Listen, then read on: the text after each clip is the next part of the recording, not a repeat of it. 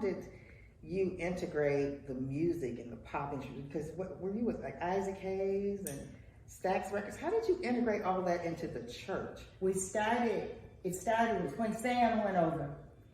That gave all of us an idea that it's not really right here. It goes more to it than this. In my mind, for some reason or another, that was always there. It's got to be more to it than this. Sure. And so, but what our line of demarcation was, we thought this is church and that's the devil or that's whatever. So we had to be real. In talking with him, he didn't look like he changed to me, other than he had a longer car and a better suit, you know. Right. So that was the only difference we saw. And in talking with him, and of course the Soul Stirrers traveled with him. Okay. And so we just had a big talk about it. And when they did, I just made the decision. Yeah, this is what I won't be. I don't like being limited. So I'm going on to do it. See, right. The same God, and I would often say to our audience, or whatever you want to call them, the same God that brought me here, that took me to church last Sunday, and I didn't go to church last Sunday. Come on now. I said, it just brought me to here. Right, Sunday. right. But so our travel in music like that was more of a ministry to me, because for some reason or other, people would come to me telling me their troubles or what they'd like to do, or what do you think about this? I did have somebody to say, you don't look like you belong here in the club, she said. You look like an angel. I don't know how I look, but the same people out there, the ones I saw last Sunday. Right. That church. I can reach them anyway. I'm sorry. I won't let you restrict me. That's a key point. Reach people where they are. That's right. That's interesting. That the ministry of music, the ministry of church. I know that you were the minister of music at church. I remember that from when I was growing up. Right. How did the church receive you and the group, like Gina and the Darlings? And my sisters, Right. How did they receive you when you guys crossed over into from pop? the Dolphin Singers? We were the Dolphin Singers. It's the gospel group. When we came over to, well, they were typical Negroes. You know, some were happy to see you go. You know, they were excited about it because we all heard the same music. And others were saying, well, you've been in the church all this time, you sold your soul for money. Those kinds of things you had to get over. But once I crossed that, in my mind, it did not matter about the other mind. They did call a church meeting, incidentally, and it was funny, in the first time we met Isaac, and we were talking about how we got to whatever point, and he told us about he had that same problem when he left from working at the grocery store across the street to the theater where he learned to play the piano and all that, and they said the same thing to him. So it's the whole thing is how you feel about who you are. You got to know who you are, not for somebody else. You just know who you are and come with me. It's all right with that. I love that. You know, I think about the music of like Isaac Hayes from the day, and I even think about the music that I heard from you guys growing up, Gina and the Darlings, and how there was a message in it. And I hear you saying that, you know, you don't necessarily have to distinguish church from music. It's ministry. Can you talk a little bit about what music and ministry means? It's a heart thing, and which is close to being an inside thing. Yeah. Because our lives is an inside thing. We live from within, without. Yeah. It's not what's going on out there. It's what's happening in here that you put out there. Interesting. You've always taught me that music is universal. It is. And I love what you say about teaching, capturing people where they are. But it's also, you know, history. I know that one of the stories that I've heard over the years is about how, you know, you and Gina and the Darlings from the Stax community were in the same hotel, the Lorraine Motel, where Dr. King was ultimately killed. We had just left there. Wow. And we had gotten in, unpacking the bags, when my brother called me from there to tell me what had happened, because we had moved out of that suite. He moved in it. Wow. Wow. That must have been an amazing That was something else. That was something else. Wow. Let me ask you this. So music, we know, is the foundation for you, and it's something that you pass on to your children. When you transition from minister of music to minister in the pulpit, What was that like? It was a whole different story. We were sending the same message because before I went to the pulpit, when I went into the claimed the ministry and got through that, I found out that it was no different. Interesting. Other than what you allow others to make it. I felt I could get closer to people when I could be honest. I always said I could be a better minister outside. Because that way I can get up close to you and then we can really talk about stuff that we don't talk about in church. Sure. Like how you feel, family stuff, sex, living, that kind of stuff. Challenges. And my main story was always, you got to know who you are. Learn who you are. And all through the years, that has been with me even up to this point. Wow. My message is you. Let's find out about you. Because that's who's got to make it from me now until you get to where you go. Mom, I love that. I love even hearing that today. I think that's something that resonates with all of us. It's certainly something that has resonated with me. And what I hear you saying is what I try to say now is that don't live in boxes. Yeah. I think about it because, stereotypically, you would think that a woman in your time growing up in the 30s and 40s, there are certain things only that you could do. But my goodness, you said you're in the church, you were a musician, you were an artist, Right. but you had 6 children, and Lord, then yeah. still after that you pursued your 2 master's degrees and a PhD and a Master of Divinity. Who are you? Who is this woman that we see? I'm still just me, a voice crying in the wilderness. Crying in the wilderness, crying in the wilderness. Don't start it up now. Don't, don't take nothing but a notion That's it. to get us to have a little church. But what was it? I want to stay on that for a second. What was it like pastoring a church? Did you ever think that you would pastor a church? And I never wanted to. Interesting. Because what church, and I don't know how to say this so nobody will be offended, but if you want to know who I am, I have to talk this way. Real talk. Church has always been more than I'd always say, it's got to be more to it than just going to church on Sunday, maybe going to prayer meeting or choir rehearsal and going home. You go in, you come out feeling the same way. And my thing was holistic. I think we are total individuals. Yeah. You can't take this part of me over there and this part of me over there and this part, because I'm a whole being, mind, body, and soul. Yeah.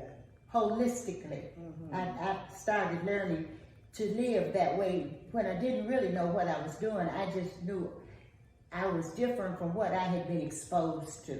Because at that point, you were exposed to going to heaven and doing right so you could go to heaven. Nobody ever said anything about good life and good living, and that's what my heart kept telling me: good life and good living. Good life, in good the living. name of Jesus. All right.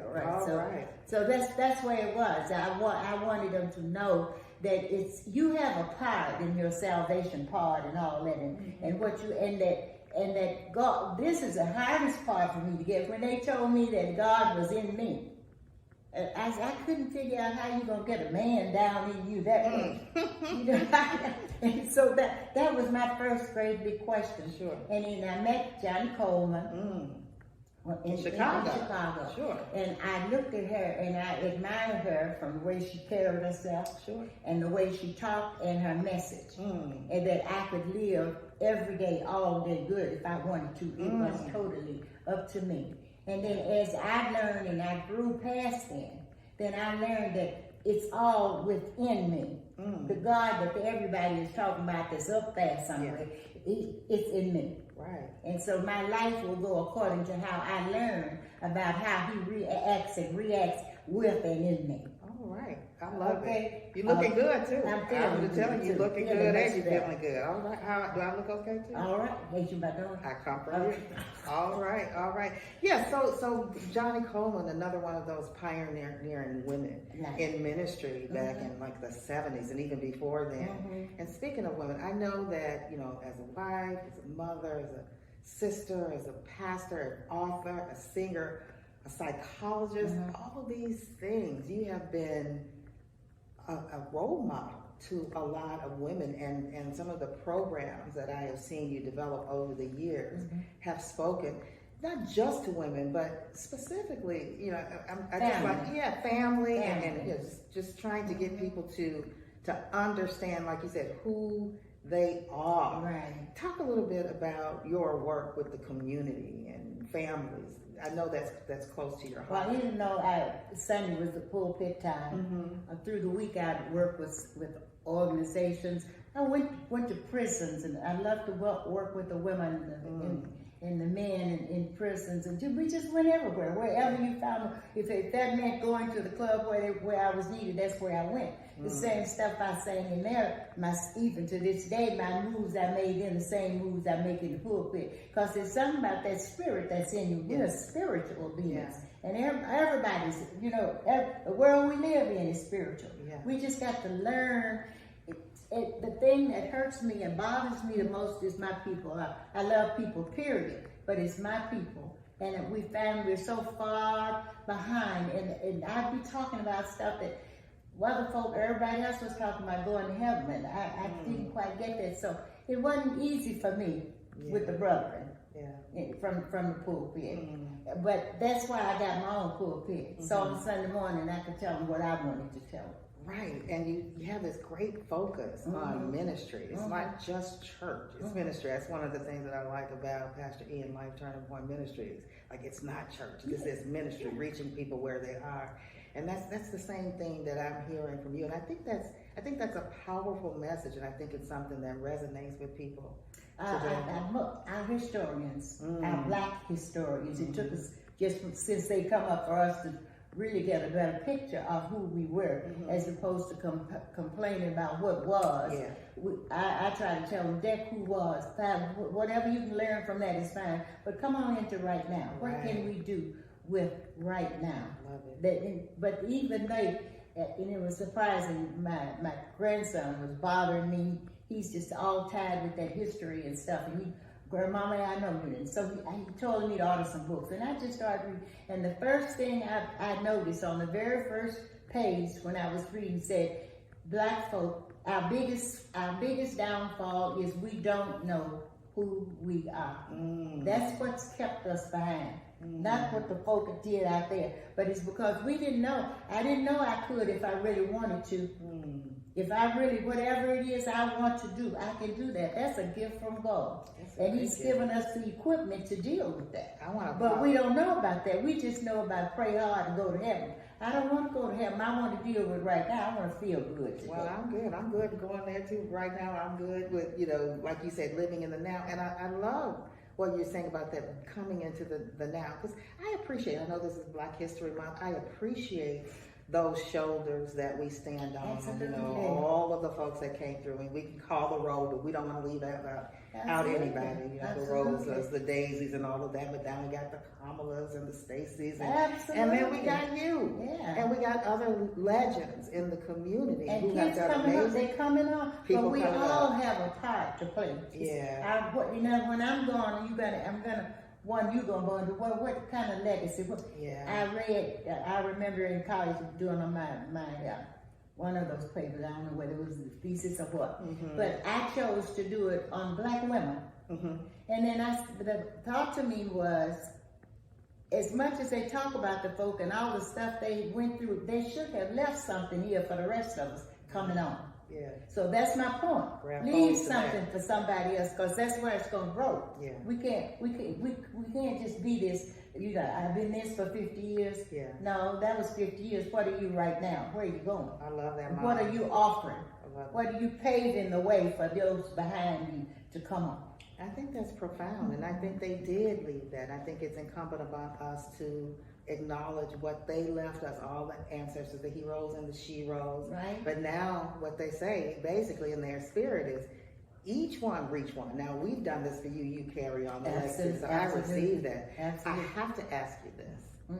So you had years and years, dare I say your age? I guess so. You're going to say good anyway. 89 years of good life and good living and good lessons and ministry and giving back, community activism, all of this. How was it for you in early into your 80s retiring? What was that like? What does that feel Well, like I to thought you? that's what we were supposed to do in the first place, because I only knew older people when you got a certain age, you Yeah. just go. But I was tired. Mm-hmm. I was tired, and I was having such a hard time doing what I was trying to do, because I wasn't really doing what I wanted to do, Yeah. and that was having the ability to get close to people, and talk to them about everyday stuff, and that would lead on in. So when my time came, that's what I did. Oh. That's what I did, and when I did that, that's what I really did. When we moved here, Yeah. when you called and said, "Mama, I'm going. You want to go? I'm ready to go." At first, I said, "No, I got the church. I can't do that.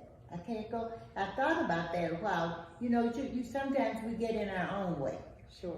You have to see what your heart says. Sure. See what your feelings are.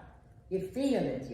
I want everybody to know your feelings are important. Sure. And so when it came to do that, then I just let that alone. Well, when I was at church in the choir, I knew the choir music. Mm-hmm. When I left that and went into show business, You knew that. I knew that, but I put that in that place. Mm-hmm. And so now, when I got ready to retire, then I left my books, I left my everything right there. And then I found myself saying, "Send me so and so, send me so and so, send me so and so," and I kept trying to write, and I kept feeling lonesome or lonely because I wasn't doing what I wanted to do, and I felt guilty. Because I felt everybody kept saying, "Well, you should be doing that." I meet people on the street, and they would hug me. I was getting in the car, I coming out of a store or something. And this lady drove up in the car, and she got out and she was hollering. She said, "I just got to hug you. I didn't know why that was.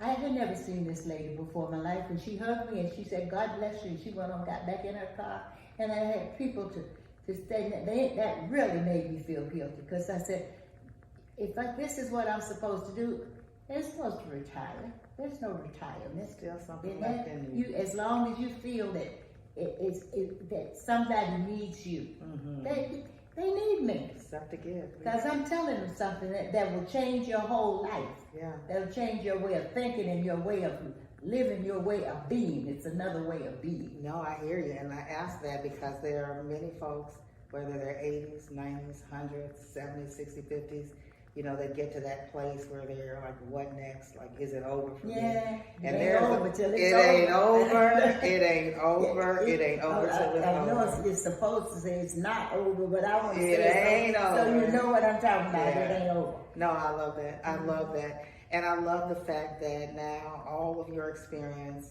have culminated into what you call now Transcend You Diversity, where you're teaching people to, like you say, know who you are. It's that age To old rise message. above all those idioms, Yeah. all the things that you hear around it, and find out where the key to you is, and it's in your mind. Yeah. That God gave us a mind, and if you learn how to deal with that mind, you can be. I know it sounds, but I'm gonna say it. Go ahead and You say can be anything you want to be. You can do anything you want to do. You just have to know that you just stay in tune. This is the way you get in tune with God, through your mind, through your thinking, through the thoughts you use. That's what brings it out for you. It gets that help from the ethers that fly around in the sky above you. That's what gives you.